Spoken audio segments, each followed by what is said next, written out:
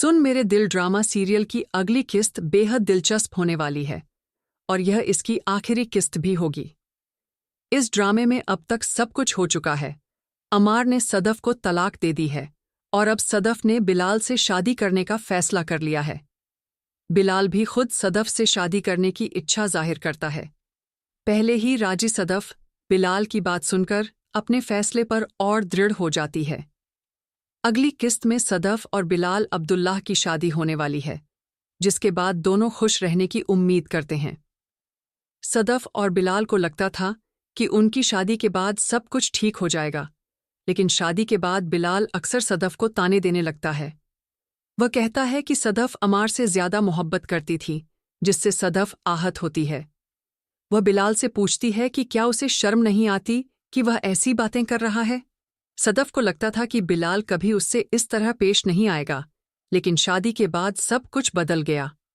इसी दौरान हमशा दोबारा बिलाल की जिंदगी में लौट आती है, ठीक वैसे ही जैसे दानिया अमार की जिंदगी में वापस आई थी। हमशा अचानक बिलाल के घर आकर कहती है कि वह बिलाल से मिलने आई है, न कि सदफ से। बिलाल उसे समझाने की कोशिश करता है कि सदफ उसकी अच्छी दोस्त है, लेकिन हमशा कहती है कि वह अब भी उससे मोहब्बत करती है और उसने बेवफाई करके सदफ से शादी कर ली।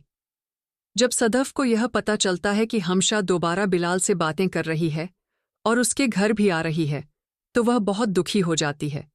उसे महसूस होता है कि उसकी जिंदगी फिर से वही मोड़ ले रही है, जैसा पहले अमार और दानिया के साथ हुआ था। हमशा को लगता है कि सदफ ने उसकी मोहब्बत छीन ली है, जबकि सदफ को इस बारे में पहले कुछ भी नहीं पता था।